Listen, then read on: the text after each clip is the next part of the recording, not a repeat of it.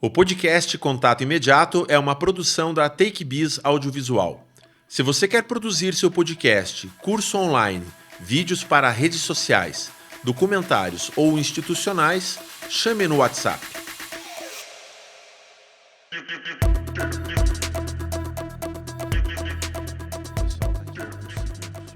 A gente vai falar de um assunto que transcende um pouquinho aquilo que está ao seu redor aqui e agora. Transcende um pouquinho aquilo que você está vendo e ouvindo e sentindo, aquilo que o seu olfato está percebendo, aquilo que o seu tato está percebendo. A gente vai para o campo um pouco do além disso. A gente vai para a percepção, a gente vai, se não desvendar, vamos passear juntos aqui, eu e o Bauer e você que está nos acompanhando, sobre um aspecto muito intrigante da mente humana, que é voltado à parapsicologia. Bauer, professor Bauer, seja bem-vindo ao Contato Imediato. Obrigado, Glauber. Vai ser uma honra hoje falar sobre parapsicologia. Vamos começar do começo. E esse começo, eu vou ser bem sincero, eu não sei se eu começo perguntando de você ou se eu começo perguntando da parapsicologia. O que você acha mais interessante para quem está nos ouvindo agora? Eu acho que é interessante eu começar a contar um pouco da minha história e como que eu cheguei na parapsicologia. A tua titulação é parapsicólogo? Parapsicólogo. A tua formação é de parapsicólogo? Isso, parapsicólogo. Eu tenho outras formações também. Tá, mas você ganha a tua vida sendo um parapsicólogo? Sou. Isso é até interessante você falar, porque muitas pessoas não entendem sobre a profissão do parapsicólogo, que é uma profissão que inclusive está no Código Brasileiro de Ofícios, né? Então você pode hoje ser um parapsicólogo. Tá? E eu vivo hoje como parapsicólogo. Certo. Se você voltar lá para a tua infância, você já desenhava esse futuro para você? Na minha infância, eu sou aquilo que chamo de criança com mediunidade. Isso é um termo mais espírita, né? Mediunidade. Mas a gente estuda também a mediunidade na parapsicologia. Ou seja, eu tinha uma percepção diferente das coisas, né? Só que como era outra época, anos 80, sabe como é que era, né? Então a gente deixava isso meio escondido, meio retraído. Você não sabia com quem conversar sobre o assunto, mas você percebia muitas coisas. A tua família não era acolhedora nesse aspecto? Não, tinha muito medo. O que acontecia? Por exemplo? Por exemplo, eu sentia presenças, via vultos, entende? Só que, com o decorrer do tempo, eu aprendi a me autoprogramar, entende? Eu aprendi que quando eu desejava ou falava para mim mesmo de alguma forma, ou seja, eu estava fazendo auto-hipnose sem saber, eu conseguia controlar aquilo. É como se eu tivesse colocado um botão de liga e desliga, que é o mais difícil para quem é médium. Tá, mas o liga e desliga do quê? O que acontecia? Bom, imagine você, Glauber, você tá lá brincando, né? E de repente você escuta uma voz, você olha para o lado e vê um vulto preto se escondendo atrás da árvore. E voltava. Entende? Imagina para uma criança ver isso. Como é que fica? Entendeu? Eu vi algumas vezes, né? E também muito sonho. Só que o sonho é bem relativo, né? Porque você, tava sonhando, ok. Mas eu vi algumas vezes isso. E comecei a parte bem interessante também tocar em algumas pessoas e fazer alguma oração e tal, para que elas melhorassem. Você começa fazendo ali na tua tia, na tua prima, né? E realmente melhoravam, só que, coincidência, sei lá o que aconteceu, entendeu? Então eu tive essa infância com isso, mas de repente parou, né? Foi até os 13, 14 anos, daí parou. Fui pro colégio, daí outra história, né? Aí eu comecei a me interessar também por ler sobre esses assuntos. Uhum. Mas quando você fala ali, voltando um pouquinho para a infância, você fala do liga e desliga. Na infância você conseguiu construir isso. Você conseguia desligar isso. Não quero ver vultos. Porque assim, como eu tinha muito medo, porque eu vinha de uma família católica assim e tal, eles achavam que qualquer coisa assim era, sabe, o demônio, alguma coisa assim. E eu achava que era mesmo, né? E daí eu ficava falando para mim mesmo e pedindo para Deus, não quero ver mais isso e tal. Ficava repetindo palavras, como fosse uma reprogramação mental. E acabava funcionando, porque eu não via mais. Entendeu? Apesar que sabemos, né, que essas coisas são bem espontâneas. Então, mas foi algumas vezes que eu tive essas experiências. Se você desejasse ver, você ia ver? Eu quero ver. Mas se a coisa não acontecesse, não acontecia simplesmente? Como é que era? Poderia acontecer, mas eu poderia estar me autoinduzindo também, entende? Uhum. Porque existe um limiar, né, do campo hipnótico com um campo paranormal. Isso hoje, você como profissional hoje, sabe. É isso. Lá não. É. Lá você estava no campo do... experimentação... De um medo, de um desconhecido que a família não saberia explicar. E se desse uma explicação, seria meio assustadora. Porque teria um viés religioso. Exatamente. E aí você fala que para adolescência você resolve estudar um pouco isso. Esse estudar foi para o campo mental ou para o campo espiritual? Bom, como o acesso naquela época a livros era meio complicado, para ter um livro específico sobre isso, eu comecei estudando sobre livros de ocultismo. É o que tinha mais à mão, digamos assim, sabe? Uhum. Então, e eu confesso para ti, o meu conhecimento que eu tenho de magia e ocultismo me ajuda muito a entender os processos, né? Porque a magia é algo mental. É algo mental. Então eu comecei lendo esses livros aqui, né? E comecei a gostar do tema. E eu comecei a perceber que eu estava lendo muito, as pessoas ao meu redor tinham muitos problemas. Pode conversar com alguma pessoa assim, sempre tem alguma coisa, né? Eu já pressenti isso, já aconteceu aquilo, já vi isso, sinto presença daquilo, né? E daí eu comecei a me desafiar na minha vida, sabe? Eu fui atrás de estudar hipnose, porque, peraí, né? O que está acontecendo? Porque tem aquela negação, aquela fase da negação. Eu passei por isso. Eu não fui um cara assim, nossa, que legal, acredito com todas as minhas forças. Eu fui buscar resposta em outros lugares. Primeiro foi na hipnose. E a hipnose me abriu muita coisa.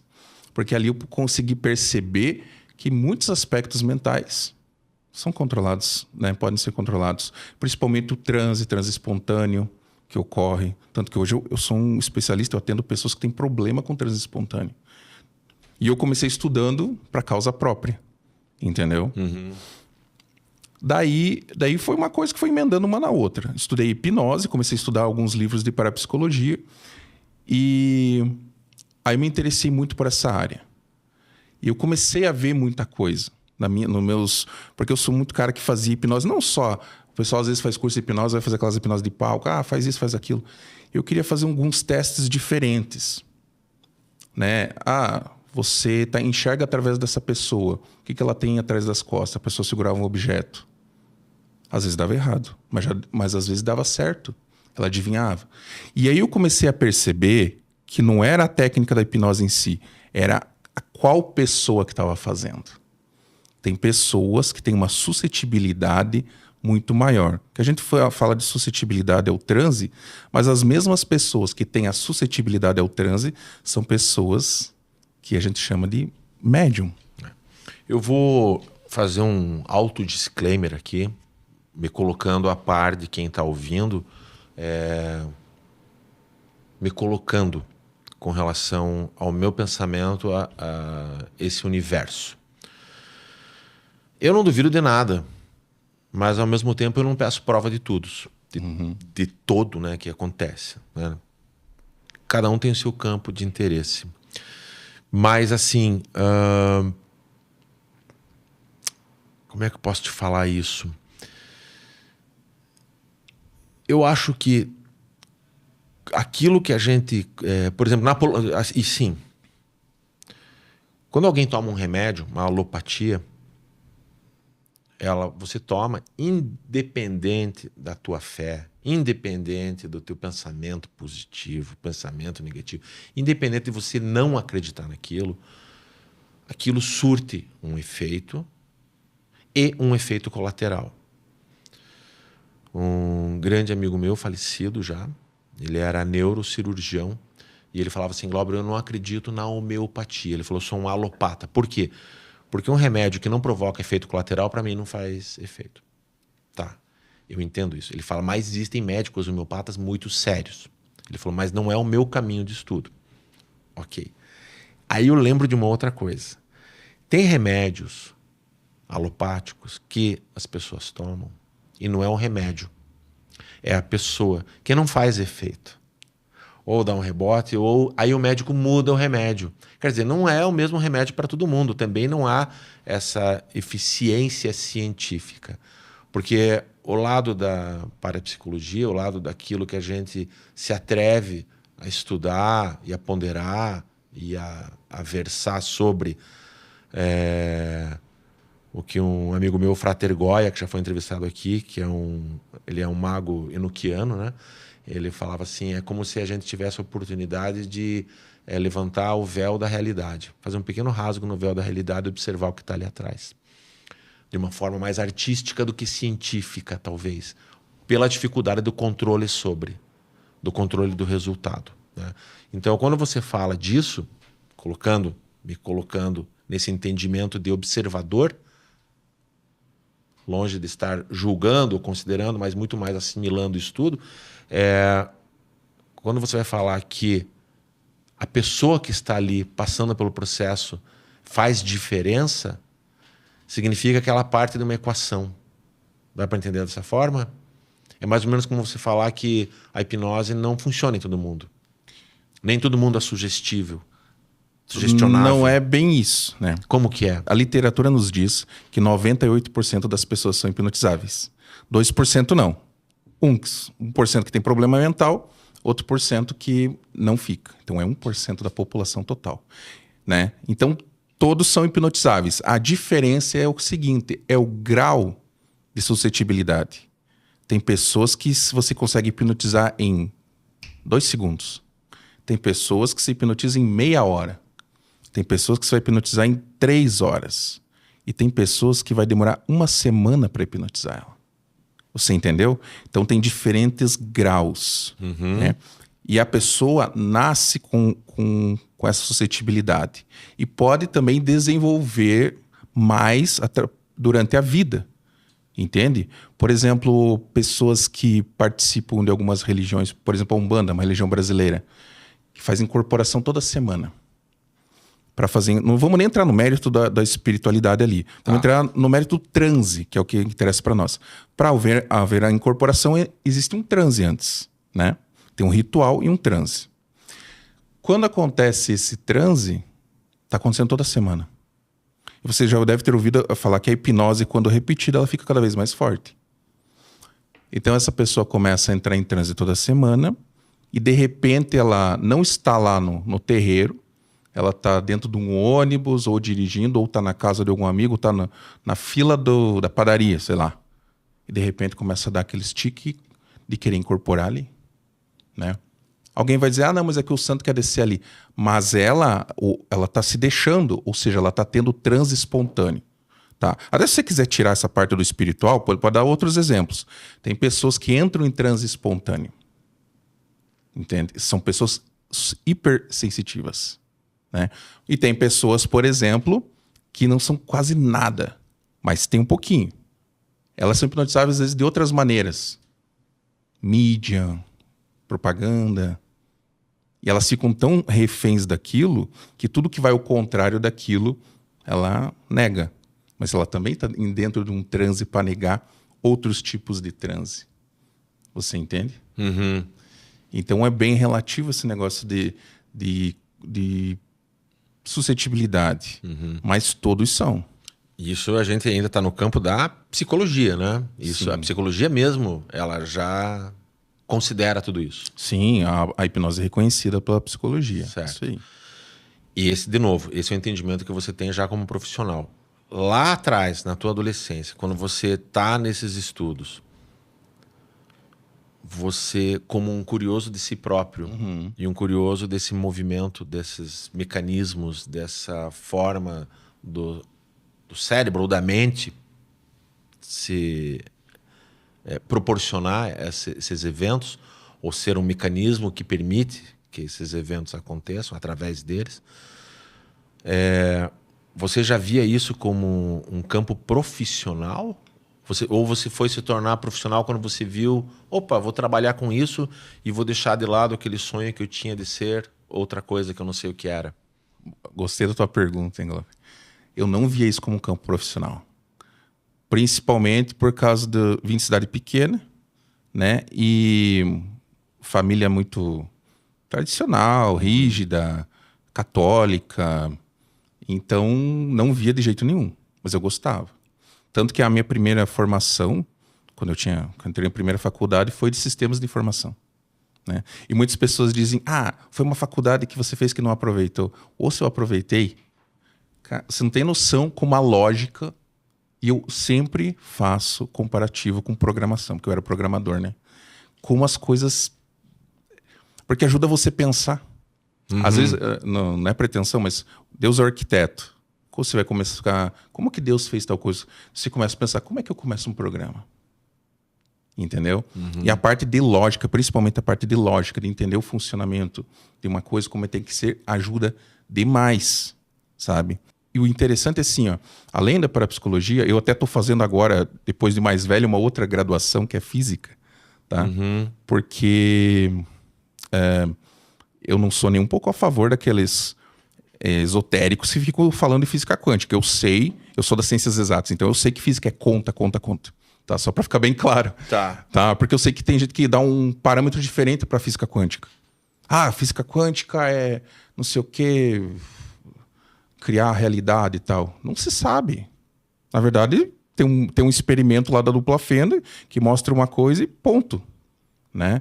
Para nós entendermos se isso ainda vai influenciar, tem um caminho. Né? Tem umas teorias parapsicológicas e tal, e é legal estudar isso. Por isso que eu estou estudando física. Para ter esse entendimento maior, né?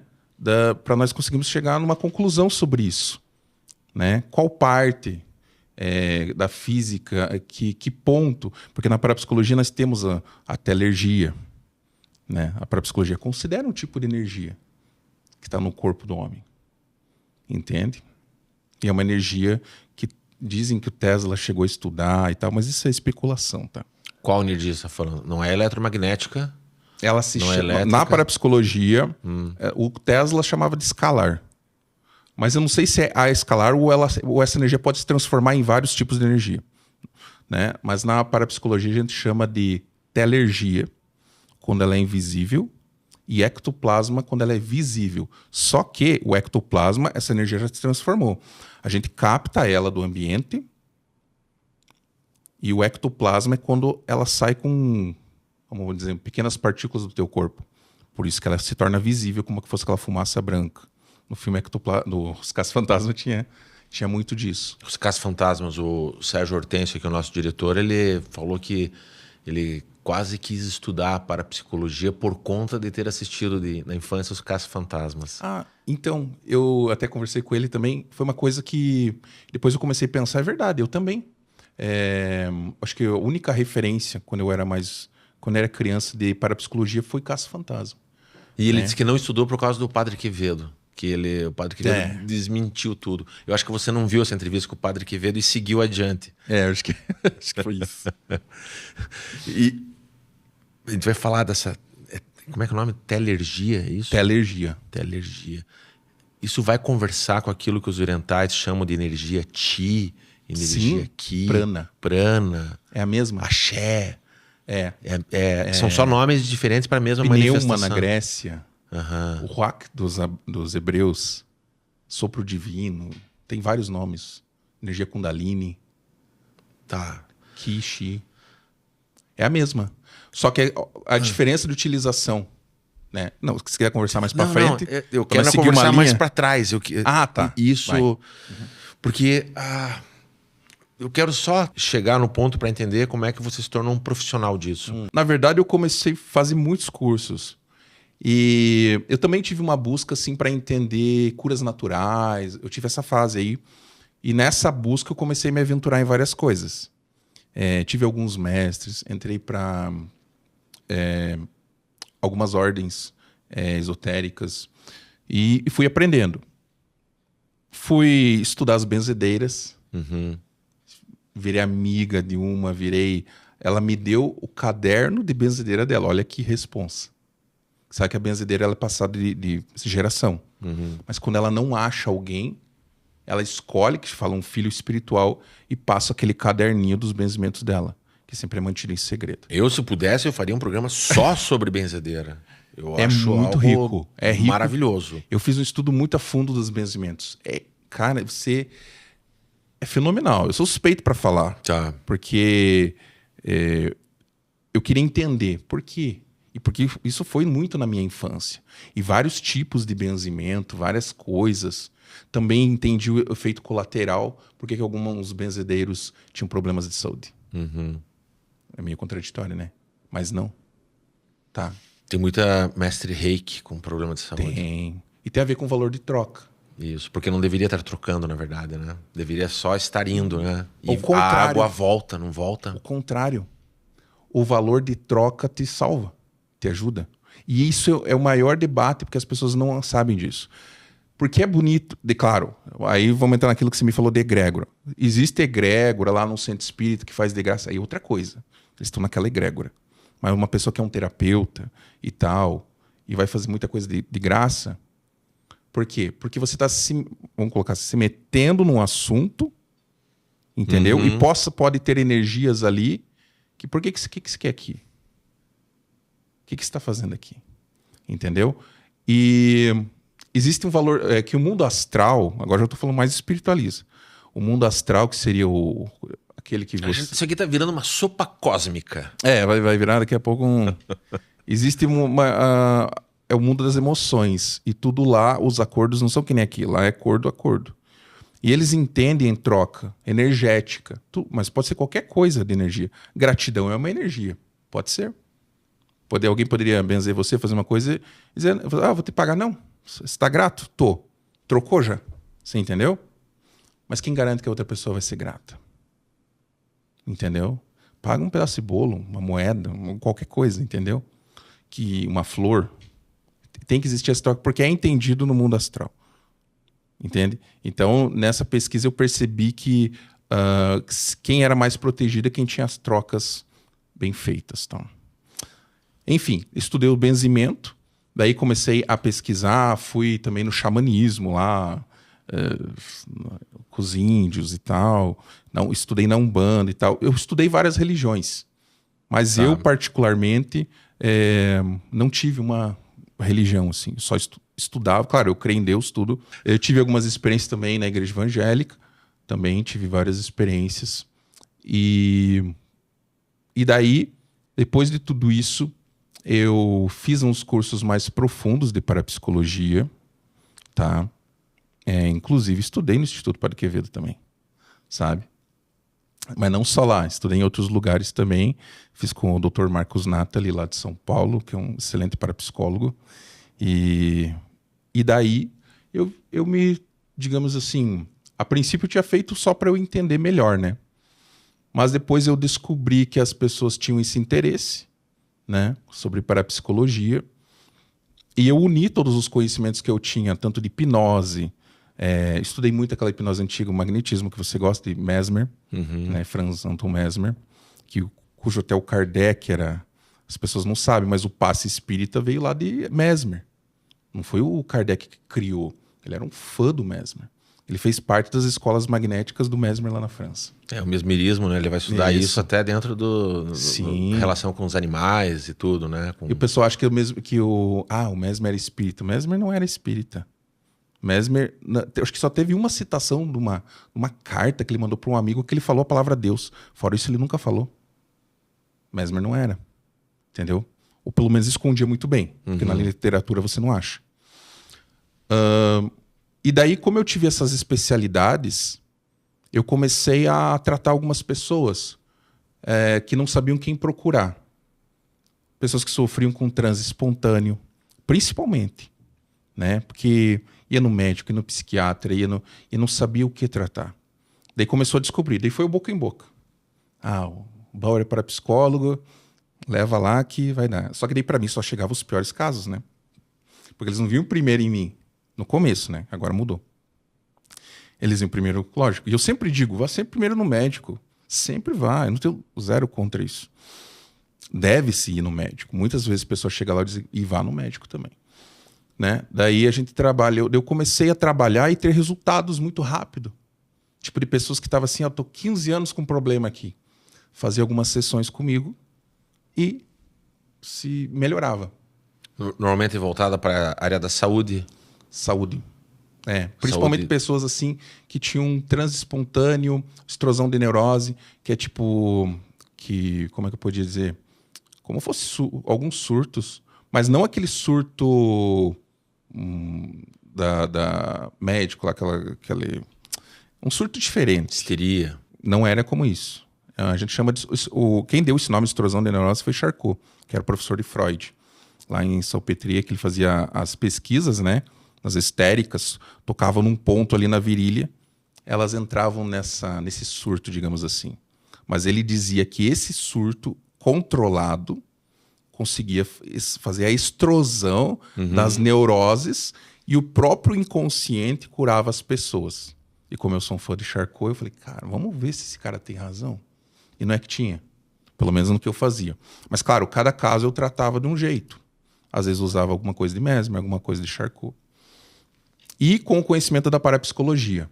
E a parapsicologia ela é fenomenal por causa disso. Às vezes a pessoa chegava no consultório, eu tô com medo disso, eu tô vendo fantasma, eu tô vendo não sei o quê. Teve uns casos muito bizarros assim. E a pessoa chegava com muito medo. Quando eu começava a conversar com ela e explicar que existe uma matéria que estuda isso, que é a parapsicologia, e que esses fenômenos são causados através da pessoa, né, que nós vamos chegar nisso aí, muitas pessoas acham, um espírito que está fazendo. Não, essa energia é da pessoa. Então, qualquer fenômeno paranormal, qualquer coisa, movimentação de objetos, pedra caindo no telhado, essas coisas, é alguém. Tanto que a primeira pesquisa que a gente faz numa casa dita mal assombrada é pesquisar quem da casa está fazendo o fenômeno. Esse é o primeiro passo. Casa vazia não é casa mal assombrada, então. Aí que tá. Casa vazia não é mal assombrada. Porque não tem ninguém... Já fizemos teste. Não só eu, mas outros parapsicólogos. Você pode pegar a casa que tem mais fenômenos possíveis. Tira todo mundo da casa, mais de 150 metros, leva longe. Mas a parapsicologia já tem um parâmetro de até 100 metros, 150 metros, uma pessoa consegue fazer um fenômeno. Tira todo mundo, enche de câmera na casa, não acontece nenhum fenômeno. Traz de novo as pessoas, coloca a câmera, começa a acontecer. Teve um caso que ficou muito famoso no Rio Grande do Sul, de uma menina que estava fazendo vários fenômenos. Na época eu ia para lá, só que tanta gente foi lá e quis fazer tanta coisa, que daí os pais da menina... Eu não consegui. Mas daí os pais acabaram destruindo a casa deles, achando que o problema estava na casa, e mudaram para outra casa. E os fenômenos continuaram, mas é claro, porque quem estava fazendo o fenômeno não era a casa, era a menina. E ela estava na idade púbera. A idade que mais acontece fenômenos paranormais é nessa idade, entre 12, 13, 14 anos, menina. Elas fazem muito fenômeno. E ela começou a fazer. Só que o que acontecia? Olha como a cabeça, por isso que é a importância de um parapsicólogo. Chegava lá pessoas de várias religiões, né? Pastor, da espírita e tal. E teve um lá que chegou lá, e eu acho que era um pastor, se eu não me engano, falou para ela assim... vamos tirar esse demônio de você? Você tem um demônio? E começava a orar. O que você está passando para a cabeça dessa menina? Que ela tem um demônio no corpo dela. Olha que perigo. Ela já é uma menina que produz fenômenos paranormais. Ela é ultra sensitiva. Então tem pessoas que têm essa tendência a produzir mais. Então ela tinha que ser tratada para psicólogo para amenizar e controlar daquele stop que eu falei para você que eu fiz na infância. E o que fizeram para ela? Ela já imagine que uma pessoa dessa, qualquer palavra que você fale para ela, a palavra tem um poder gigantesco. Se você falar para ela tem isso, ela acredita na mesma hora, porque ela é altamente hipnótica. Quem é muito paranormal é altamente hipnótico. Então as palavras têm poder. Por isso que a gente na magia considera-se a palavra tem poder, porque tem poder, né? E ainda mais depende do prestígio de quem está falando. Pai, mãe, professor, chefe, no caso um pastor ou alguém da religião. Então a menina assimilou aquilo como verdade. E o que aconteceu depois disso? Ela começou a arranhar o corpo dela e falar, sai de mim, demônio, sai de mim, e começou a se arranhar. Ou seja, ele criou algo pior nela, né? Começou a se arranhar achando que tinha um demônio nela. E agora, se tivesse um parapsicólogo lá e explicasse, não, fica tranquila. Ó, vou te falar uma coisa boa. Isso que você tem, poucos têm. É um dom. Na verdade, todo mundo tem, mas você tem um grau mais elevado. E se você reverter esse dom, hoje você tá caindo pedra na tua casa, tá voando objeto. Mas se você reverter e fazer um reiki, usar essa tua energia para um reiki, por exemplo, ajudar as pessoas. Imagine que legal você condensar essa tua energia para um objetivo bom. Quer dizer, a ferramenta ela mantém, o destino que ela dá para a ferramenta pode ser outro. Claro. E ela deve, porque é difícil você, quando é muito forte, só você segurar, vamos não ter mais. Não, tem que jogar para algum lugar essa energia. Uhum. Então, se alguém fala uma coisa dessas, você está programando a cabeça daquela menina para coisas terríveis, pode gerar até uma doença psicossomática. Se você falar para uma menina dessa, esse demônio causa, sei lá, uma inflamação aqui na tua perna. Outro dia ela tá com a perna inchada. Isso aí o Charcot fez muitos testes assim. Né? Ele até trocava doença lá entre as mulheres. E porque são altamente hipnotizáveis. Então você viu que o transe, a hipnose e fenômenos paranormais estão totalmente interligados, né? Sim. Mas a pergunta, assim, que ela sempre fica ali na pontinha da língua, querendo vir o tempo todo, é: isso não desmente o universo espiritual? Até que ponto isto não existe do Padre Quevedo é verdade? Então, vamos lá. O que existe? Existem essas escolas parapsicológicas. Tem a escola do Quevedo, que ficou conhecida no Brasil, escola católica. Quem administra a igreja católica, quem paga o salário, porque fica bem claro isso, tá? Porque daí, para as pessoas entenderem, quem paga o salário deles é a igreja católica. Eles são funcionários da igreja católica. Então, jamais você vai ver eles falar qualquer coisa disso. Ok. Então, eles têm que seguir os preceitos da religião. Então, não é um pesquisador livre. Porque ele não pode desmentir o que acontece na instituição. Não pode. Porque ele está debaixo desse guarda-chuva institucional. Claro. Como é que vai falar contra a igreja? Não tem como. Tá. Ok. E depois temos a escola espírita, que ela foi criada justamente para combater o Padre Quevedo. Quando o Padre Quevedo chegou no Brasil, ali nos anos... acho que foi nos anos 50, ele começou ali, anos 60, né? Ele veio com essa escola da parapsicologia bem forte, e a missão dele era só uma: combater os espíritas do Brasil. Ele foi enviado pelo Vaticano para combater os espíritas do Brasil. Olha só, que ele era um parapsicólogo muito bom lá na Espanha, né? E é jesuíta. Daí ele veio para cá com essa missão. A missão dele é só essa. E aí começou aqueles debates, não sei se você lembra, nos 70, anos 80 na televisão, aqueles debates, Padre Quevedo, mais não sei quem, mais não sei o quê. Meu, a Rede Manchete, tem no YouTube, quem quiser pesquisar lá. Os debates era baixaria, né? É só briga. E teve um dele com... Acho que era... Como é que era o nome dele? Com o Henri Cristo? Com o Henri, sim, mas o Henri é folclórico, né?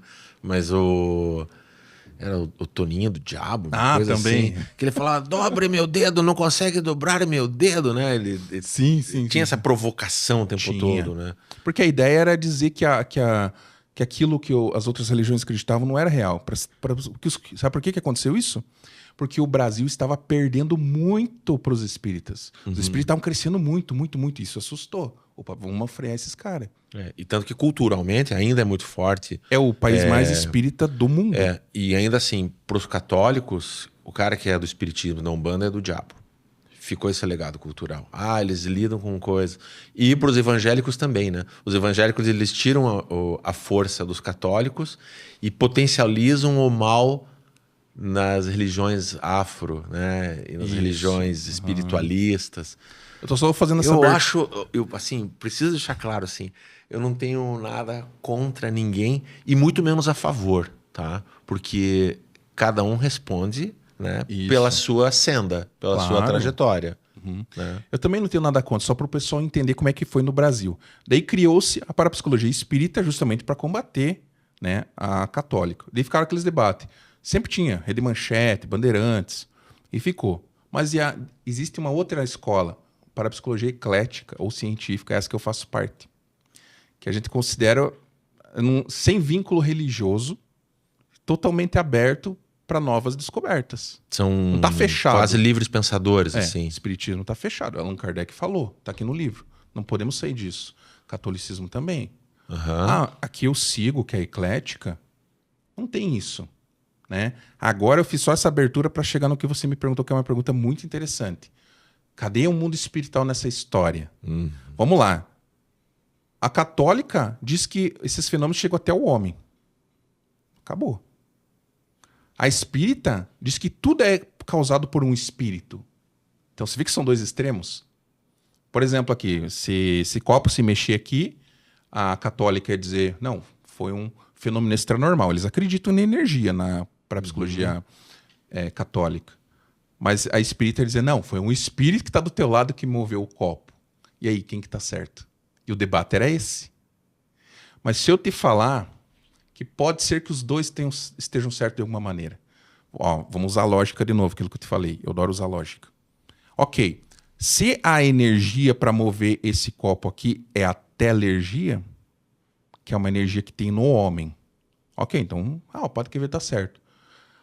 Mas agora vamos colocar a parte espiritual, que é uma suposição na parapsicologia, tá? Se existir uma entidade externa aqui, ela só poderia fazer isso usando a minha telergia. Então não é que o espírito diretamente, porque ele está em outra dimensão, e essa telergia, ela estaria... É que tem uma separação, isso vai meio hinduísta, né? Dos corpos humanos, como se estivesse numa dimensão etérica, que é entre o astral e o físico. Então, essa energia pode ser usada por espíritos. Então, o espírito usaria a sua energia para mover o copo, através de você. Então, é indireto.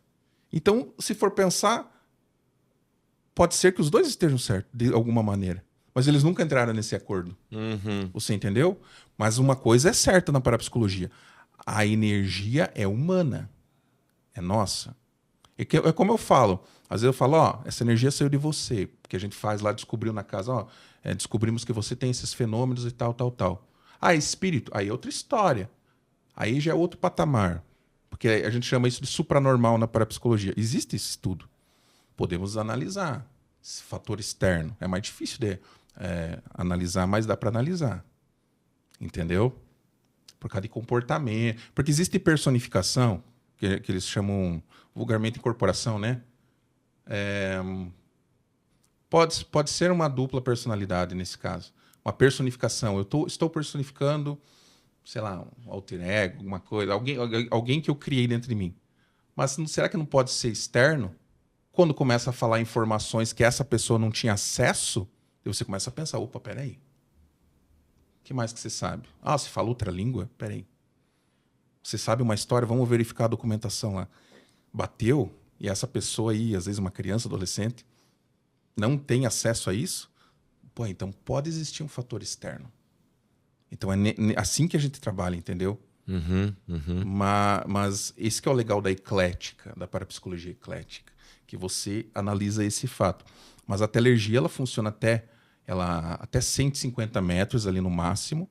Se você tirar essa pessoa da casa, não tem mais fenômeno, entendeu? Mas aí que tá. E se vamos considerar o espírito como real? Possibilidade de real. Se tem uma casa que tem um espírito desencarnou e ficou naquela casa porque era o bem material dele. Ele resolveu ficar lá. Ficou incrustado numa parede. A casa é mal assombrada ou não? Se tiver pessoas lá, ela vai ser. Se não tiver, ela não vai ser. Porque se não tiver ninguém lá, o espírito está lá, mas ele está em outra dimensão. Ele não tem nada que consiga acessar essa. O acesso dele é através do nosso prana, né, que você falou, que é a telergia. Esse é o único acesso que ele tem a nós. E ele usa isso como caminho, porque essa energia ela carrega informação. Aí você começa a voltar lá em Mesmer, no magnetismo, quando magnetizava, colocava intenção. Por que colocar intenção? Porque ele sabia que o magnetismo carrega informação. E é o mesmo magnetismo. Se você voltar Sabe que tudo que era feito, às vezes colocam em desenhos e coisas até meio subliminar para você desacreditar. Pode ver, desenho do Pica-Pau, tudo tinha um mago, alguém que fazia magia, ele fica fazendo assim, ó, olhando para você e fazendo assim, ó, magia. Sabe o que significa isso? Dentro do magnetismo, considera-se que alguns pontos do teu corpo saem mais magnetismo. Olhos, sai muito magnetismo, por isso que existe o olho gordo, mal olhado, ponta dos dedos e palma da mão. Alguns. Também tem boca, nariz e tal. Então, quando antigamente um mago estava fazendo isso para uma pessoa, ele estava magnetizando ela com força total. Olhos e pontas dos dedos. Entendeu? Então, é essa mesma energia que existe, né? E isso, voltando lá para trás, historicamente, culturalmente, folcloricamente, mitologicamente, para isso que acompanha a trajetória da história da humanidade, né? As coisas aconteciam de uma forma orgânica, intuída e sentida, mas ainda não como é que pode dizer assim? Condensada num estudo analítico através de livros e experimentos o máximo controláveis possíveis, né? Então a parapsicologia ela vem para vamos tentar juntar tudo isso. Ainda assim, não é algo que consegue trazer tudo para dentro.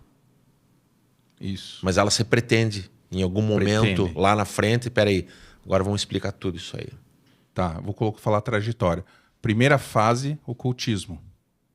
Tudo era magia, ocultismo, era esse o conhecimento que tinha, né? Que começou desde os primórdios da humanidade, né? Até ainda se pratica ocultismo, né? Mas depois veio o Mesmer, ele criou um período magnético, né? O Mesmer começou a ter a pretensão de curar as pessoas com passes magnéticos, né? Com toques, o magnetismo. Tem um filme muito bom do Mesmer, acho que tem até no YouTube. Quem quiser pode assistir. E ali, na época, o Mesmer foi muito rechaçado, né, pelos próprios médicos. Os médicos, não, que absurdo, né? Na época que se fazia sangria no pulso para controlar as pessoas, alguém lá só fazer isso aqui, ó, tá bom? Poxa, imagina. Eu lembro que eu acho que foi o primeiro meme da história em papel que fizeram do Mesmer, ele vestido com orelhas de burro, desenharam ele e espalhavam na cidade. Para ninguém ir até lá, porque muitas pessoas estavam procurando ele. Ele ficou muito famoso, né? Entende? Ele fez lá a tese dele de doutorado, né, em fluxo do magnetismo, alguma coisa assim. E os médicos criaram uma banca especial para estudar os casos de Mesmer. Mesmer sofreu bastante, foi muito naquela época, né?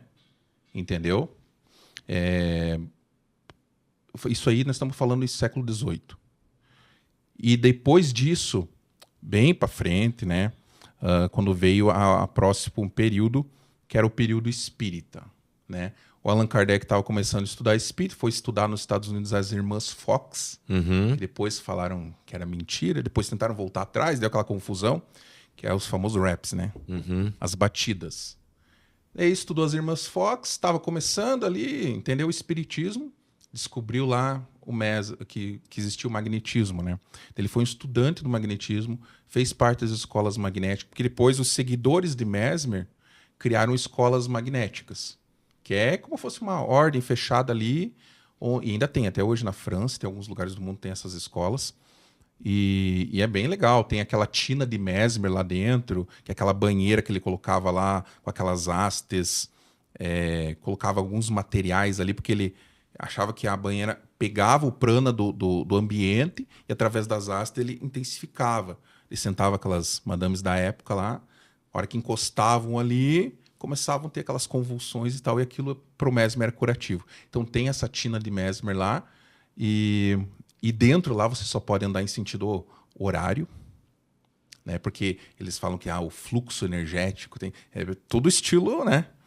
E o Allan Kardec fez parte, ele é muito fã, tanto que ele falou que o espiritismo e o magnetismo eram ciências irmãs, segundo ele. E ele trouxe para o espiritismo. E hoje, quando se fala em passe, todo mundo lembra do espiritismo, né? Mas o passe é muito além. E, claro, o Mesmer também copiou. Já existia espiritismo na Índia. No Egito, supõe-se que já existia o passe, né, na verdade. Já existia o passe magnético na Índia, no Egito antes. Então, vem muito antes. E depois do período espírita, nós tivemos o período científico, que é agora. Né? A parapsicologia começou como metapsíquica, né? Foi no século XIX. Daí agora, no século XX, ela mudou o nome. É bem recente a parapsicologia.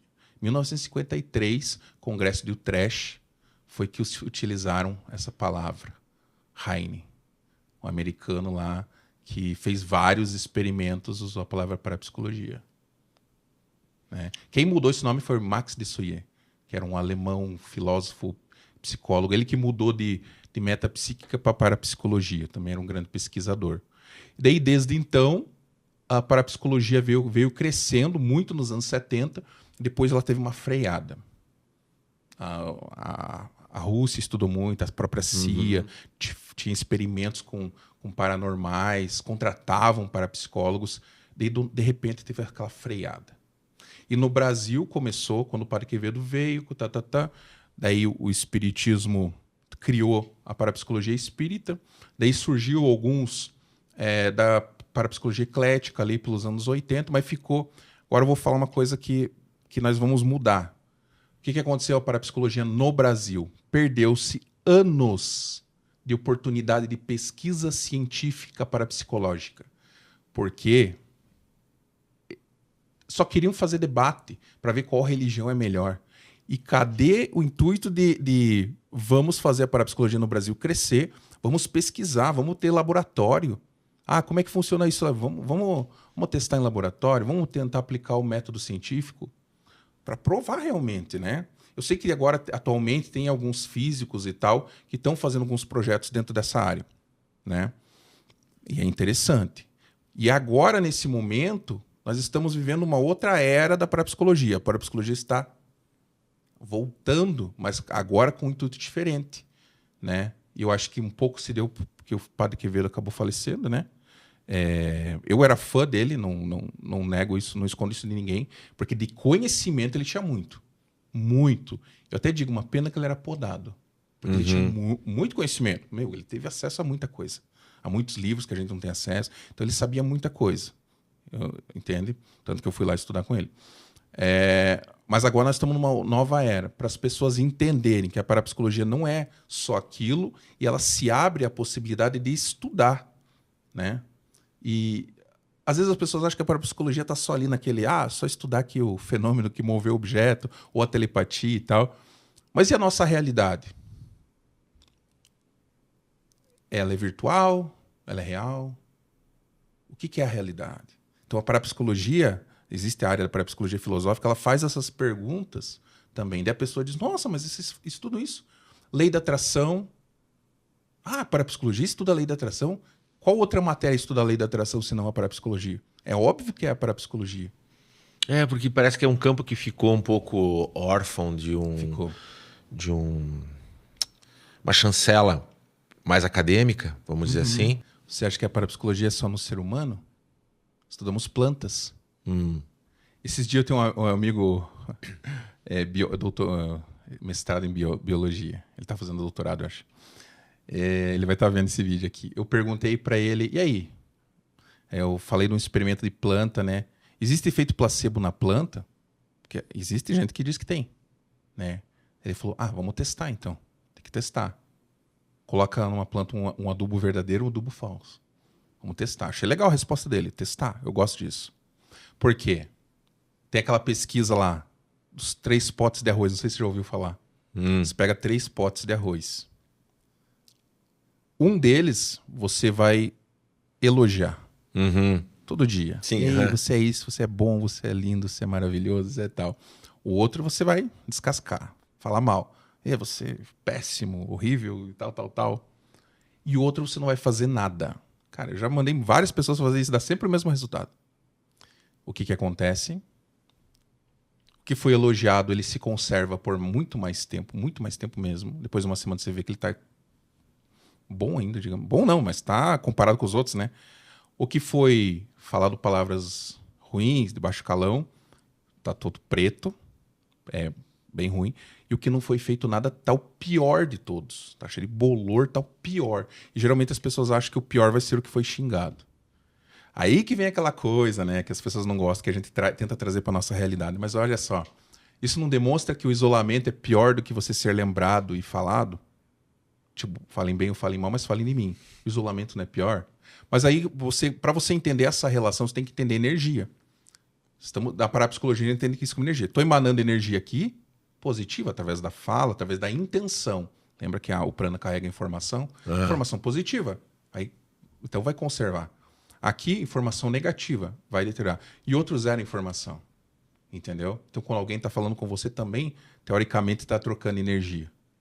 Entende? E quem que vai estudar esse experimento aqui? E o experimento que se coloca pirâmide em cima de uma maçã, ela se conserva, quem vai estudar isso? Parapsicologia.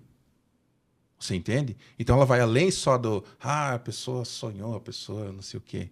Ela vai além. A gente busca entender coisas que parecem estranhas, né? Você, dentro dos seus estudos, você não pode parar de estudar nunca. Não. Porque não está tudo comportamentado ainda, não está tudo... eu não consigo achar a palavra correta, mas não está num container todo, né? Toda condicionado a informação. E é muito nova para a psicologia, tem muita coisa ainda para... Você continua no constante atualização. Mas você já consegue olhar para trás e falar, putz, aquilo ali não era isso. Descartar. Ou seja, técnicas, ou seja, entendimentos. Tem coisas que a parapsicologia já falou, olha, isso aqui a gente tratava desse jeito, mas não era isso. A gente entendeu agora que é assim. Bom, como eu te falei, o parapsicólogo ele sempre tem que saber de mágica, né, de truques e hipnose. Eu não sei se tem alguma coisa, mas tem muitas coisas que sempre, né? Porque sempre quando eu vou olhar uma coisa, eu não olho com aquela esperança, ai, tem que dar certo. Eu olho neutro. Porque se for não, para mim é uma resposta também. Entendeu? O que existe é muito charlatanismo.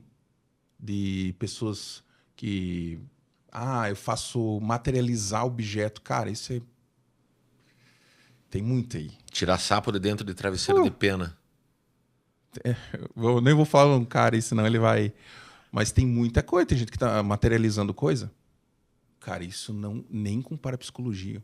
Isso não existe, então. É que assim, ó, existe um fenômeno na parapsicologia que se chama aporte. Quando uma coisa desaparece de um lugar e aparece em outro. Mas é totalmente espontâneo, criado pelo inconsciente. Mas imagine falar para você, ó, você quer um relógio aqui, ó? Tá. Pô, cara, até com a marca ali, Tecnos e não sei o quê. Isso não tem, entende? Mas a do algodão também. Tem muito truque, então a gente desvenda muito truque, né? Muito truque nesse sentido. A santa que chora, às vezes é do material. Você vai lá, tira uma amostra, o material que é usado dentro da santa, aconteceu uma umidade ali e saiu. Tem reação química com alguma outra coisa? Isso, tem reação química e tal. Mas, por exemplo, um aporte real, eu já vi aporte real. E também já vi um aporte que não era real. Agora você vai entender bem. O que é o aporte? Desapareceu uma coisa aqui, apareceu em outro lugar. E essa coisa tem que estar pelo menos 50 metros. Máximo 100 metros. Mas é distância, sim. Eu não sei se você já ouviu falar de pessoas que têm agulhas dentro do corpo. Aporte. Você acha que alguém ia querer... A gente pensa a princípio. Será que alguém ia querer ter agulhas dentro do corpo? Não. O aporte real já foi feito com uma... Teve um caso muito famoso, uma mulher que tinha muitas agulhas. Já peguei pessoas com agulhas também. Mas também teve pessoas que já enfiaram objetos dentro do corpo para chamar atenção. Teve um caso famoso que o pai da menina colocava pedras de sal aqui dentro do olho. E o pessoal achava, milagres, e era pedra. Entendeu? Quando é muito fácil, você percebe, alguém colocou. Né? Mas tem casos que a pessoa tem agulha no corpo inteiro. Você tem que pegar uma pessoa, colocar ela em observação por tantos dias, ou por um dia, 2 dias, e depois ir lá fazer outro exame para ver se aumentou a quantidade de agulhas. É um jeito de se provar, né? Então a parapsicologia busca formas de provar o aporte, né? Então existe o aporte real, né? Mas existe também muita fraude. Então a gente vai mostrando ali, descobrindo o que é real e o que não é real. Historicamente, eu já li que Uri Geller, em dado momento, era um paranormal, Depois ele perdeu os poderes e começou a emular para manter a fama. Eu já cheguei a ler sobre isso. Gente que não queria desmentir ele, que era uma farsa, mas que ao mesmo tempo queria dizer que não, peraí. Ele perdeu, mas quis manter. É mais ou menos como na ufologia fala da síndrome do contatado. O cara tem um contato ufológico, depois ele não tem mais, mas ele continua daí acrescentando detalhes daquele experimento dele como se fosse crescer em valor para manter a fama ou manter alguma coisa ali. Como é que você vê isso? O Uri Geller e outros paralelos. Uri Geller, para quem não lembra, nos anos 70 ficou muito famoso, inclusive no Brasil, em programa de televisão, que ele entortava colheres, né? Parava relógio. Parava relógio, as pessoas em casa. Eu sou dos anos 70. Aí que tá. As pessoas pegavam relógio. Ele usava um truque, mas as pessoas em casa que faziam de verdade. Qual era a explicação? Será que não foi colocado uma mensagem, ó, você pode, você consegue, e de repente ocasionou um fenômeno real? Qual que é a tua opinião sobre isso? Então, o Uri Geller, para quem não sabe, ele já explicou, né? Entortava garfo, colher, e apareceu no programa do Gugu, ficou bem famoso. Era bem famoso, super famoso. Escreveram até livro sobre ele na época. Mas depois, sabe-se que era fraude. Né? Existe uma técnica, eu conheço essa técnica de entortar garfo. Né? Inclusive já fiz ela assim para demonstração, para mostrar como fazer. Só que na época ele fazia um jeito muito avançado, era uma mistura de produto químico, era um negócio interessante. Eu não sei se no começo ele deveria ter alguma paranormalidade, porque existe essa especulação, né? Ah, ele tinha uma certa paranormalidade, mas não era aquilo que ele não chamava tanta atenção. E ele fica viciado naquela atenção e começa a fazer truque. Até isso aconteceu com alguns espíritos no Brasil, até famosos. Ele tinha um certo contato, mas aí que está o problema. Quando tem o contato com as pessoas estão sempre esperando mais. E às vezes ele se desespera, aí que erra. Daí vai fazer uma fraude. Pode ser. Eu não sei realmente se o Uri Geller, antes disso, tinha alguma coisa. Mas eu sei que todos os fenômenos dele eram fraude. Inclusive, hoje ele se apresenta como mentalista. Olha só, ele mudou, ainda tenta, né, fazer. Mas o problema é que, na época, ele se apresentava como paranormal. Esse que era o problema. Entende? E isso também fica ruim para a parapsicologia. Né? Não deveria, mas as pessoas associam. Ah, viu, paranormalidade não existe porque o Uri Geller não era. Ué, mas a parapsicologia nunca disse isso. Talvez tenha algum parapsicólogo na época que disse que era. Aí não é problema meu, entendeu? Mas a parapsicologia, ela não tá torcendo pro cara. Ela tá quietinha no canto dela. E ali é totalmente fraude. É então, igual o cantor que canta com... tá sem voz no dia do show, daí tem um playback da voz dele ali, e alguém descobre e cai em descrédito tudo, Cai em descrédito. O cara até pode ser um ótimo cantor, mas está vendo que ele não está cantando. E a parapsicologia é isso. As pessoas acham assim, que eu tô torcendo, né? Não, claro, se tiver uma descoberta, ok. Mas a parapsicologia, ela tá para dizer o que é e o que não é. Não só para dizer que é. Tem gente que tem essa ideia que a parapsicologia... Nossa, os caras acreditam em tudo. E não é assim.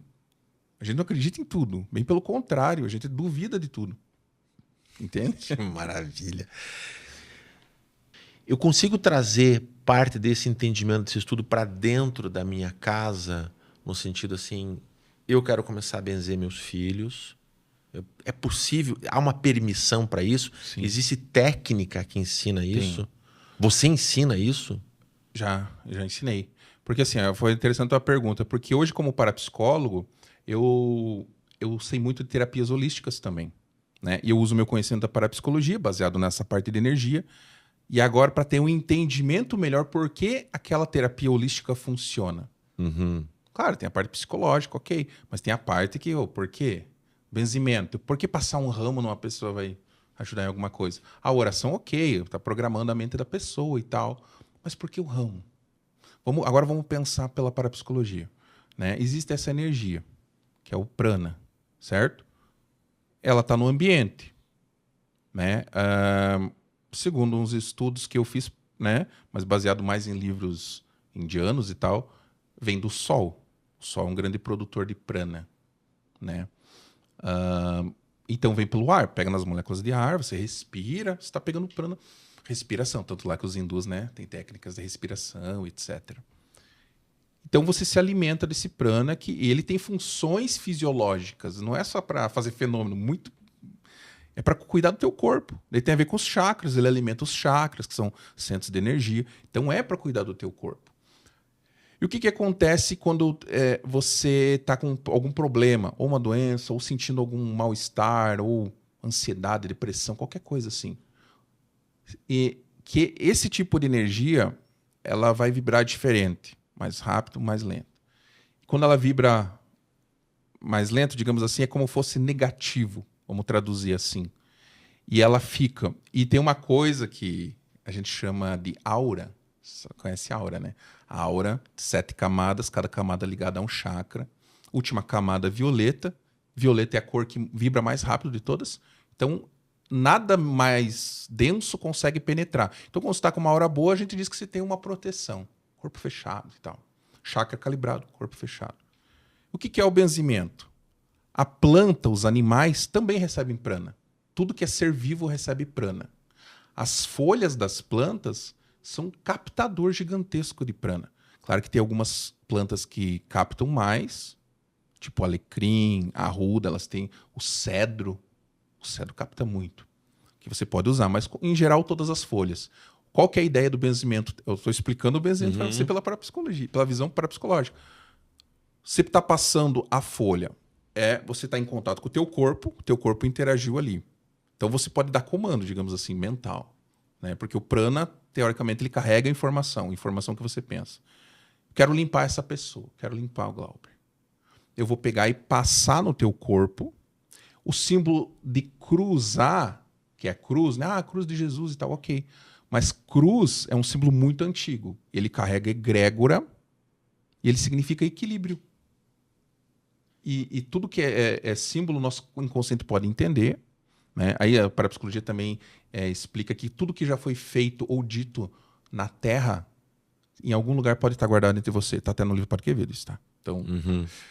Então pode-se pegar a egrégora da cruz ou a própria simbologia de fazer isso gera um equilíbrio. Inconscientemente. Você sabe que é equilíbrio. Faz para uma criança, ela sabe que é equilíbrio. Então você vai fazendo isso no corpo e passando a folha, encostando no corpo, e as folhas vão aquela energia negativa vai grudando nas folhas. E quando você terminou de benzer, você está orando para positivar aquilo, dar os próprios comandos através da voz, pela boca também sai prana, e depois joga aquilo na natureza, porque você encheu a folha de energia negativa e jogou. Então seria essa a explicação, entendeu? Você está tirando a energia negativa que se formou. Entendeu? Então esse prana ele vai se trocando, ele fica mais pesado algumas partes, mais densa, e aquela folha vai tirar e tirou. Então é isso que o benzimento faz. Agora imagine essas explicações que eu te dei passando por todas as terapias energéticas. Aí você começa a ter uma certa lógica nas terapias. Você começa a ver diferente. Você começa a ver, peraí, então o reiki tem uma lógica. Né? Você começa a pensar. Terapia que eu gosto muito, eu aplico, se chama apometria. Não sei se você ouviu falar. Não. Apometria, dentro das minhas pesquisas, eu estudei muitas terapias. Principalmente, quando eu descobri a apometria, cara, mudou uma chave. Mudou. Porque a apometria... O que é? Fiquei curioso agora. A apometria... Eu sou iniciado em reiki, nível 1. Não, agora você vai ficar viciado em apometria. Apometria é fantástico. É uma técnica que o José Lacerda, um gaúcho, médico gaúcho, que pegou. Teve um congresso que veio um porto-riquenho que fazia uma técnica que ele chamava de hipnometria. Ele misturava hipnose, só que ele dava comandos. Como que eu posso explicar? Ele dava comandos para... por exemplo, em vez de eu hipnotizar você, faça isso, imagine-se em tal lugar, não sei o quê. Fica quietinho aí, Glauber. Eu aqui com outro médium, eu vou dar comando para esse médium resolver os teus problemas. Mais ou menos isso. Terceirizei. Entendi. Tá? Quando o José Lacerda viu aquilo, falou, vou para casa. Testou na esposa, funcionou. Testou, funcionou. Só que tem 13 leis da apometria que ele estabeleceu. A primeira lei é desdobrando, que é você desdobrar o corpo. O que significa? Aí tem um pouco dos nossos amigos hindus lá. 7 corpos. Físico, etérico, astral, mental inferior, mental superior, búdico e átmico. Cada corpo é como se fosse uma camada que o ser humano tem. A teosofia trabalha bem isso, Sim, né? sim, tem muita teosofia isso aí. E quando você desdobra com esse comando, é como você tivesse melhor acesso, como se separasse e você conseguisse ter mais acesso a todas essas camadas, até o átmico. Só que a gente trabalha, claro, as mais... Trabalha o etérico, que é onde fica chakras e aura, e o astral, que é a primeira dimensão que você vai quando faz o desencarne. As pessoas têm que entender, assim, que os 7 corpos estão ligados com 7 dimensões e cada dimensão está ligada com uma parte da nossa mente. Esse é um princípio. O princípio. Daí a pessoa... É um dogma isso? Ou é só uma... É um estudo que dentro da apometria mesmo, porque eu não sei se seria um dogma, porque ele é lógico. Quer ver? Eu vou te explicar de um jeito. Você desencarnou. Você está com os teus 7 corpos aqui. Tem todos os 7 aqui. Só que você está aqui no físico. Certo. O etérico também trabalha junto, que é o, digamos, o invisível. É o que faz os fenômenos paranormais, por exemplo, que está no etérico, é invisível, onde fica o prana, é os chakras e a aura. Você não vê, mas está aqui. É uma camada, aquela camada que eu te falei, que está entre o astral e o físico. Então, quando você faz o desencarne, morreu o corpo físico, acabou, e o etérico também. Até dizem, o etérico ainda demora 7 dias. Por isso que é comum ver algum vulto até 7 dias ainda, que é o corpo etérico ali que está ali. Então, morreu esses 2 corpos. Qual o próximo corpo que você sobrou? O astral em diante, né? Então, agora falando de dimensão, qual a dimensão que você está vibrando? No astral. Então, você automaticamente já está no mundo astral. Você entendeu? Você morreu físico ou etérico. Você tem 7 corpos. Você já tem esses corpos. Então, se você matar o corpo físico ou etérico, o próximo corpo a vibrar é o astral. Então, automaticamente, você está na dimensão astral. E daí, aí é coisa de ordem de mistério, eu já vou falar. Existe a segunda morte. O que é? Porque o mundo astral ainda vai. Do alto astral tem um umbral. Várias camadas. Tem uma dimensão que é paralela à nossa. As mais para baixo são baixo astral, umbral, né? E as para cima. Mas ainda é um lugar que tem bem, tem mal, tem, sabe? Daí, agora estou falando coisa de ordem esotérica, conhecimento. Você pode matar, é um desenvolvimento após a morte, digamos assim. Por isso que eu digo, estudo é a única coisa que você leva. E se eu matar o corpo astral? Eu vou vibrar numa dimensão acima do astral. Ali que seria a libertação, né, da Matrix. Ali que você conseguiria transcender para uma dimensão acima do astral, que seria o mental, né? Que também tem correspondência planetária. Pode ser planeta Mercúrio, planeta Vênus. Né? Estrela da manhã não é Vênus? Jesus não era estrela da manhã. Transcendeu mesmo. Eu tenho esse lado espiritual também. Certo. Porque assim, para eu entender a parapsicologia, eu lembro que eu comecei estudando magia, ocultismo, então eu comecei um caminho assim. Estudei muito magia, ocultismo, espiritualidade, e cheguei na hipnose, parapsicologia.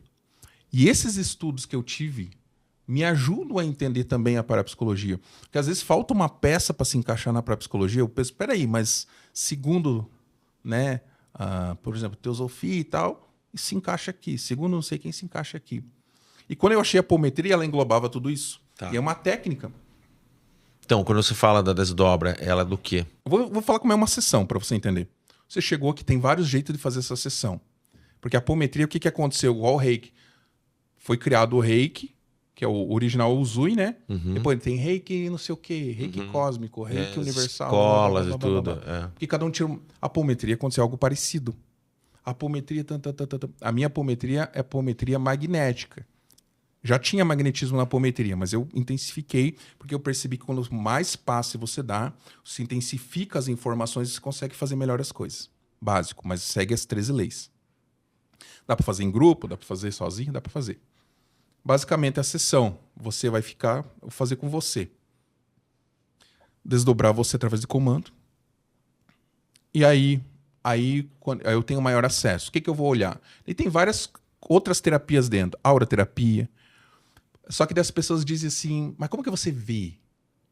Tem que ter uma certa mediunidade? Não exatamente, porque tem os comandos, você pode fazer tudo pelos comandos, ou pode usar ferramentas radiestésicas, tipo um pêndulo, que o pêndulo nada mais é que um uma bengala não, Amuleta. uma muleta para você acessar o teu inconsciente.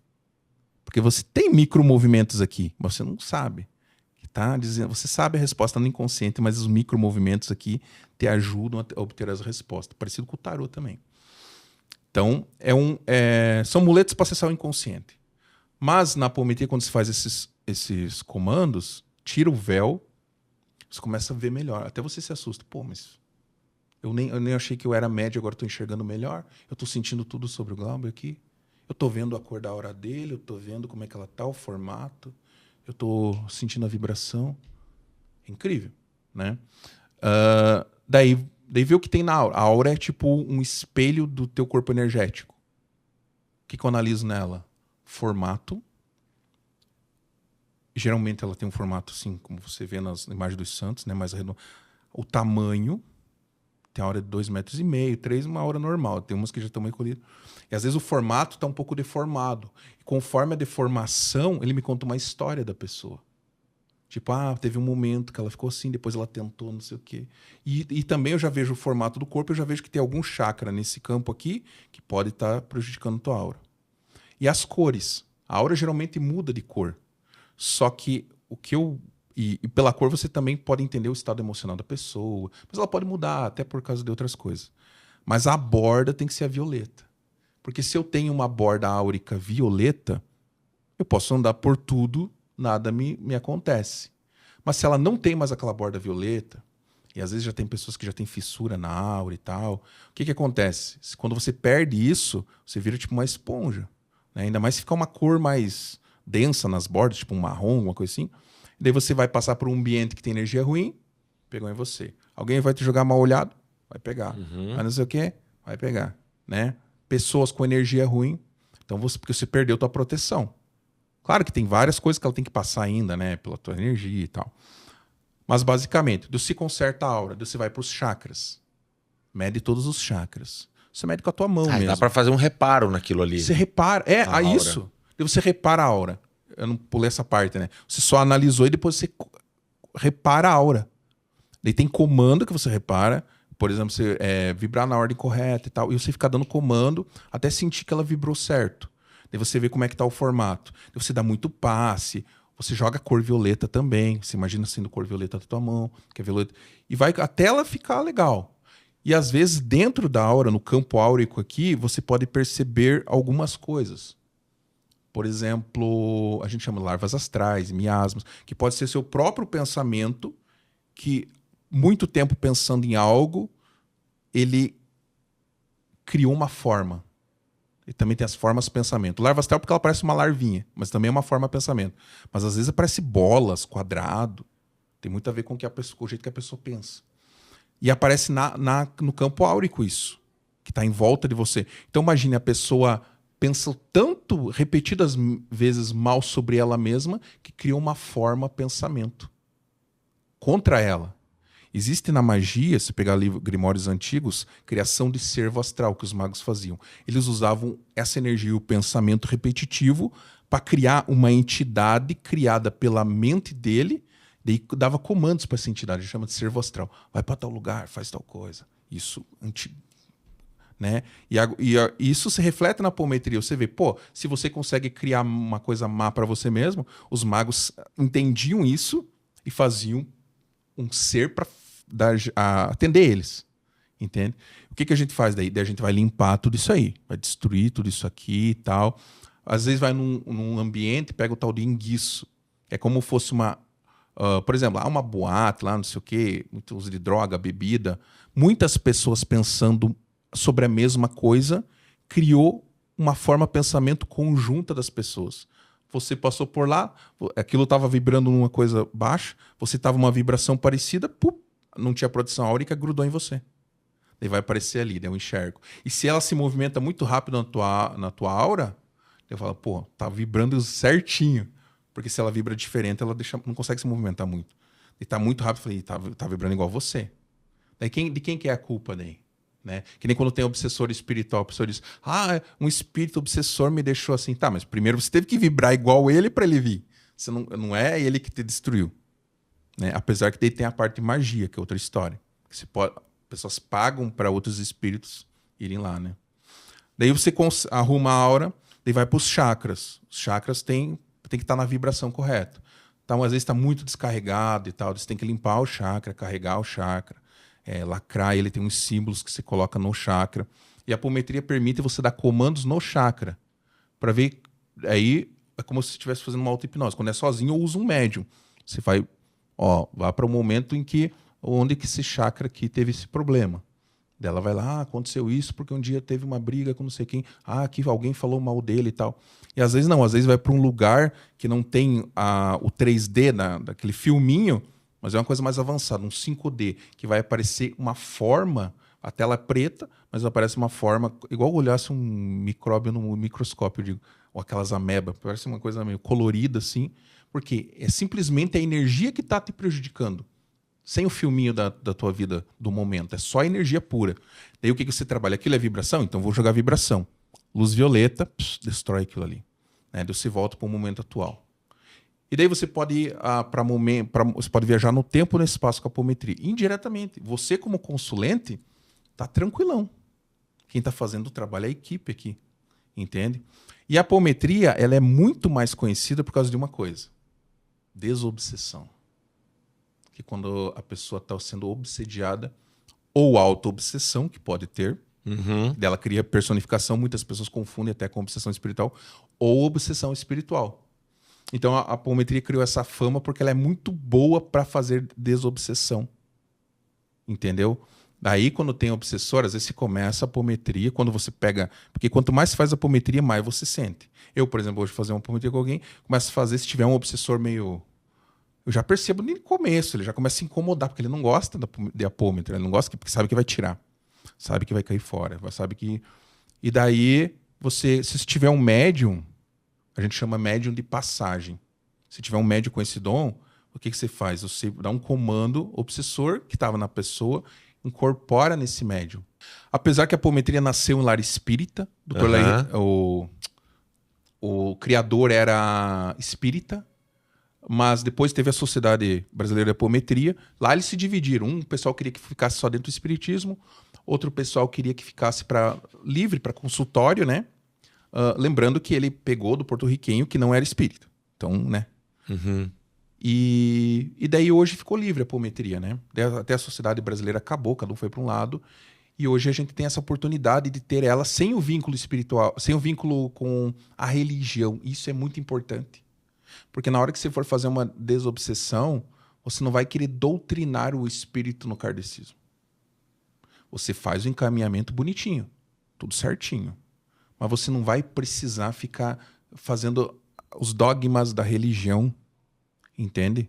Porque nem sempre o teu consulente vai aceitar isso, né? Mas apesar que eu já dei muito curso para centros espíritas. Eles me procuram para ensinar, para eles atenderem lá, e é ótimo. Entendeu? Eu tenho muitos amigos lá, eles fazem de um modo diferente do que eu faço. Na verdade, eu ensino a fazer de tudo que é jeito. Porque dá para fazer apometria à distância, dá para fazer sem você estar perto, dá para fazer você deitar numa maca, dá para fazer sentado. Tem vários jeitos. Eles fazem um método lá e eu entendo o jeito que eles fazem e por que fazem. E é interessante. Mas precisa necessariamente da autorização da pessoa. Você não vai fazer isso com... preciso ajudar aquela pessoa. Gostaria de ajudar aquela pessoa lá, mas eu nem vou falar para ela, vou fazer uma desobsessão nela sem ela saber. Não existe isso. Não, por quê? Eu vou explicar o porquê. Você precisa da autorização. Porque se você não tiver autorização... Imagine que você está com um obsessor no teu corpo. Ou seja, você está por baixou vibração, uma coisa assim, acabou pegando um obsessor. Se você autoriza, você fala, você me procurou, falou, eu quero uma apometria, eu quero me livrar, eu acho que tem alguma coisa comigo que eu quero me livrar. Só de você falar isso para mim, 75% já está resolvido, eu vou ter que fazer 25%. Porque você deu um comando que você não quer mais aquilo. Então, para eu fazer, vai ser tranquilo, né? E ele também vai saber, o obsessor, que você não quer. Então, você não deu mais permissão. Sabe qual é o maior problema do homem? Ele não sabe que ele tem poder de palavra sobre qualquer entidade do baixo astral. Do astral inteiro, na verdade. Ele não sabe, ele esquece disso. E essas entidades estão convencendo a todo momento que você não pode, que você é pequeno, que você é inferior. Mas a palavra basta. Eu tenho experiência. Quantas vezes já fui fazer, vou falar exorcismo, né? Mas desobsessão em casa, assim, que a pessoa tá... Parece cena de filme. A pessoa amarrada na cama porque se arranhava. As paredes boloradas, né? Outro fenômeno da parapsicologia que a gente observa. Porque quando você vai numa casa ver se tem fenômenos paranormais, você observa bolor, alguns insetos, principalmente formigas, alguns insetos são atraídos pelo magnetismo, e poças d'água sem goteira. Alguma das coisas. E você vai nessa casa, você vê tudo isso. E a pessoa lá, né? De repente você faz uma apometria, né? Como fosse uma desobsessão com a pessoa ali. Tira o que está nela e a pessoa... Oi, tudo bem? Pô, no mínimo estranho é. Alguma coisa tem aí, né, Glauber? Para dizer que não pode se acreditar nisso, né? Claro que eu sei muito separar a parapsicologia, o estudo parapsicológico, desse trabalho. Tanto que eu explico para o pessoal. Eu sou parapsicólogo e também faço apometria, né? Então, a parapsicologia vai analisar a parte do que é, e a apometria nós já vamos para o lado espiritual, considerando, sim, o que existe algo externo. Porque eu faço incorporar esse algo externo e converso com ele. Entendeu? E ele me conta coisas, às vezes... Claro, eu não vou deixar constranger o consulente quando ele está próximo, né? Mas ele conta coisas da vida da pessoa que não tinha como saber. Porque, digamos, o médico que veio junto comigo não sabia nada do cliente. Então, são pequenas provas assim que você vai achando interessante. Daí, o que você faz? Você... conversa com o seu obsessor e você convence ele a ir embora, né? Para ele sair. E claro que muitos não querem. Muitos querem ficar ali. Por quê? Porque imagine assim, depois do desencarne, o espírito ou tem que ir lá para cima nas colônias, lá, igual tem nos filmes brasileiros, ou vai para o baixo astral. Alguns ficam aqui perambulando, a gente chama de alma penada, né? Só que quando ele está aqui, ele automaticamente ele vai perdendo a movimentação, ele vai perdendo... Por isso que às vezes falam assim, tinha um fantasma aqui nessa casa, está 20 anos parado nessa parede, porque ele fica incrustado. Mas o que faz ele ter movimentação e energia? A tua energia. Então por que eles encostam? Porque tipo, a tua energia é o alimento que ele continua tendo uma certa aparência humana ainda. Consegue movimentação. Então por isso que existem os encostos. Estou falando isso de espírito... desencarnado, porque existem vários tipos de entidades. Tem umas que nunca encarnaram, né? No baixo astral tem muita coisa, entende? Mas o que a gente faz? A gente convence, né? Quando é encarnado tem uma história, você fala e tal, e você volta para o momento que ela entrou, porque você consegue dar comando e ela obedece. Porque na lei de Deus, né? Eles têm que obedecer. Eu já fiz esses testes, eles têm que obedecer. Se não obedecer, a pessoa está fingindo. Se for entidade espiritual, ela obedece, ela é obrigada. Só que eles são que nem cão. Sabe quando você olha com firmeza para o cão e dá o comando? Ele vai. Mas se você demonstrar medo, porque eles são acostumados a explorar os medos humanos. Aí ele vai dizer, você não tem poder, você não esquece. Fica quieto e vai para lá. Ele tem que obedecer. Mas ele pode fazer tentativas assim, sabe?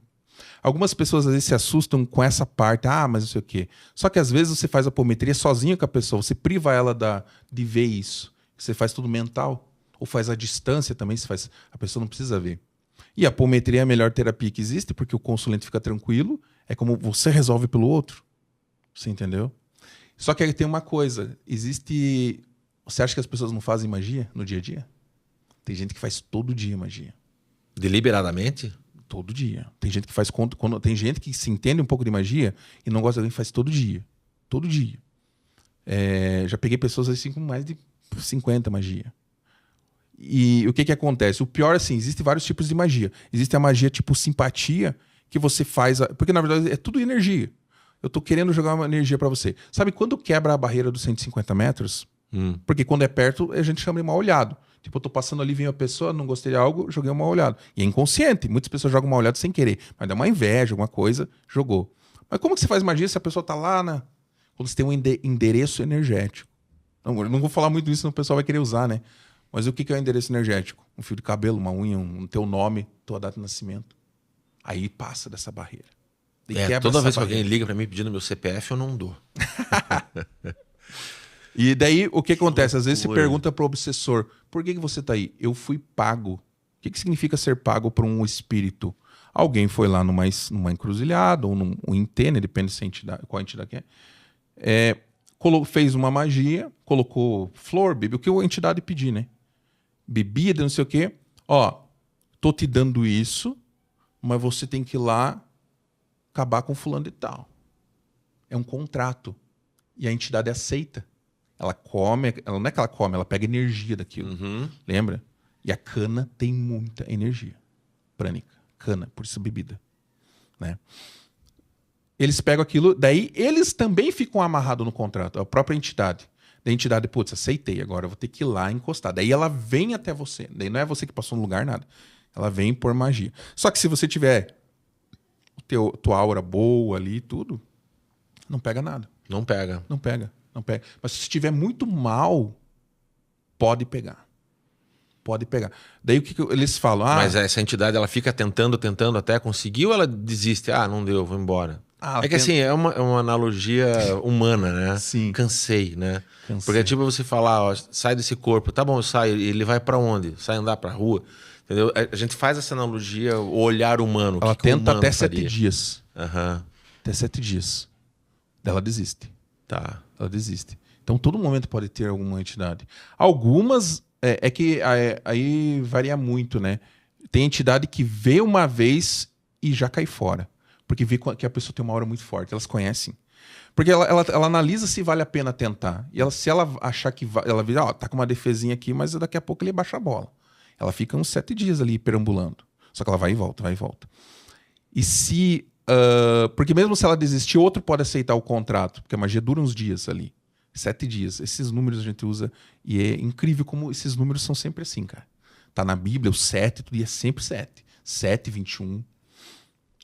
E só que às vezes, por exemplo, você é um cara que tá com uma energia fortíssima, né? A entidade vai chegar próxima, vai ver, nossa, isso aí, a aura de 10 metros, isso aí, não quero nem tentar. Ela já desiste de primeira, daí não volta mais. Só que quando você faz a simpatia, você não tá pagando para uma entidade. Você tá fazendo uma analogia que tipo um teatrinho de boneco aqui, tal, e pegou o endereço energético, quer que alguma coisa aconteça com aquela pessoa. Você não tá usando um espírito para ir lá, mas você tá usando uma simpatia, você tá usando a tua energia direcionada para lá. Também pode pegar, dependendo da proteção. É mais fraca, mas pode pegar. Daí pega nos chakras, pega na intenção, qual o tipo de simpatia, entendeu? Mas essa com a entidade fica aí tentando. Só que às vezes a pessoa faz errada a magia, a entidade volta para ela. Eu já vi uma vez uma amarração que uma pessoa tentou fazer para conseguir um rapaz lá. Ela fez a magia de amarração. A entidade, em vez de ir no cara, ficou nela, fazendo ela se apaixonar mais pelo cara. Mas o cara ficou magiciado. Eu vi tudo na apometria. Daí, cara, ele tinha que fazer vários comandos lá para desfazer tudo isso. E você vê ali no chakra a magia. E as pessoas que te procuram, assim. Claro que nem todo mundo que tá magiciado e tal, mas muita gente tá. Ainda tem muito isso, sabe?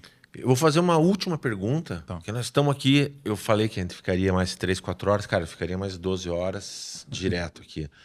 É um assunto que a gente vai retomar lá na frente de alguma forma, porque cada aspecto desse deriva, né?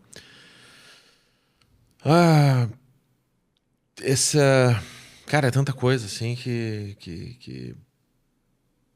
Até esqueci qual que era a pergunta exatamente que eu ia fazer, porque já veio outras e eu quero perguntar aqui. Sim. A pessoa que é cética, ela é mais fechada isso tudo, né? Sim, boa pergunta. Isso aí. O ateu, é difícil pegar uma magia nele. E tem uma resposta. Porque assim, nós somos inundados com informações de tudo que é lado. Você pode ter informações de conhecimento, igual eu tenho, da parapsicologia e tal, e entender isso e se bloquear. Mas você pode gerar um medo e se abrir. E às vezes, claro que tem ateu que pega magia, assim, né? Mas às vezes eu tô falando uma pessoa cética, ateu e tal, às vezes não pega nada, porque ela tá inerente a tudo isso. E acaba que a aura dela fica boa. Porque é uma questão de aura, não é uma questão de fé. Você entendeu? A aura não tá ligada à fé. A aura tá ligada a você se sentir bem. Então, às vezes, pega um ateu, pô, a aura, show de bola. A gente levantou um pouquinho esse véu dessa nossa realidade dos 5 sentidos para ir para uma tangente, uma forma bem atrevida e bem respeitosa, quero deixar bem claro aqui. Você já é nosso convidado para futuramente a gente trazer isso para um assunto que você queira falar mais, ou um assunto que a nossa audiência esteja mais interessada, mas ainda assim, quem quiser se aprofundar mais com você, onde que te encontra? Você tem Instagram. Instagram. É o principal. Qual que é? Arroba? É @Bauer Parapsicólogo. Tudo junto. Bauer Parapsicólogo. Tá, a gente vai colocar no descritivo do vídeo também. Você tem um site? Daí todos os links estão lá dentro do Instagram. Tá. Tem site, tem tudo, do curso de parapsicologia, curso de pometria. Assim como existe um endereço astral, existe um endereço na rede social. Tem Acha ali. Não adianta eu querer fazer uma magia e mandar para esse Instagram que não vai pegar. Não, ali não pega. Bauer, agradeço demais. Eu não pude deixar de lembrar de um filme que eu gosto demais, que vai varrer um pedacinho dessa história toda, que é A Chave Mestra. Eu gosto bastante. Tem a ver, inclusive, com essa parte final de você se autorizar a coisa acontecer, a partir do momento que você meio que permite, né? Recomendo demais, de Skeleton Key, em inglês, se não me engano. É um filme de 2005, 2008, por ali. E eu queria saber se você tem alguma recomendação de algum filme, se não da área necessariamente, alguma coisa que tenha te inspirado em vida, e de algum livro. O filme do Mesmer, né? Eu não vou lembrar exatamente. A gente pesquisa e coloca Tá. escrito aqui embaixo. Já vai estar escrito aí. Ai, deixa eu ver, é um livro.